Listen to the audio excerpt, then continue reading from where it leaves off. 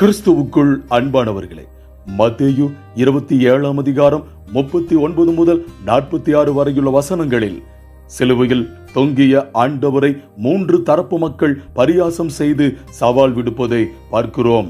முதலாவதாக வழிப்போக்கர்கள், கொல்கதா மலை வழியாக நடந்து சென்ற சாதாரண மக்கள். இவர்கள் ஆண்டவரை இகழ்ந்து தலையை துலுக்கி பேசினார்கள். அவர்கள் விடுத்த சவால், நீ தேவனுடைய குமாரனானால் சிலுவையிலிருந்து இறங்கி வா என்பதாக இருந்தது. இதன் நோக்கம் இவர்கள் இயேசுவின் தெய்வீக தன்மையை ஏளனம் செய்தனர். இரண்டாவதாக மத தலைவர்கள், இவர்கள் பிரதான ஆசாரியர்கள், வேத பாரகர்கள் மற்றும் மூப்பர்கள்.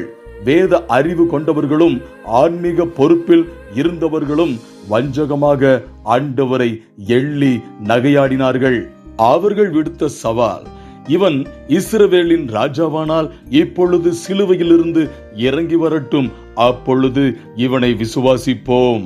தேவன் இவன் மேல் பிரியமாயிருந்தால் இப்பொழுது இவனை ரட்சிக்கட்டும் என்று கூறி பிதாவாகிய தேவனையும் இந்த சவாலுக்குள் இழுத்தனர். ஆண்டவராகிய இயேசுவின் அதிகாரத்தை சவாலுக்கு உட்படுத்துவதே இவர்களின் நோக்கமாக இருந்தது.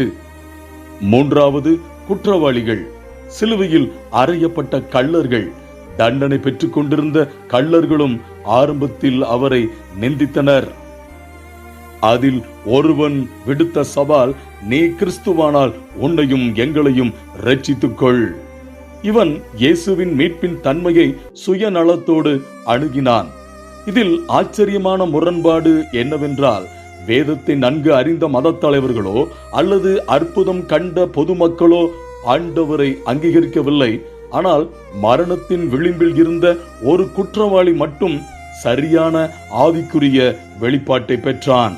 மற்றவர்கள் அனைவரும் ஆண்டவரை கீழே இறங்கி வா என்று சவால் விட்ட போது, இவன் மட்டும் தன் பாவங்களை உணர்ந்து, ஆண்டவரே, நீர் உம்முடைய ராஜ்யத்தில் வரும்போது அடியனை நினைத்தருளும் என்று தாழ்மையோடு வேண்டினான்.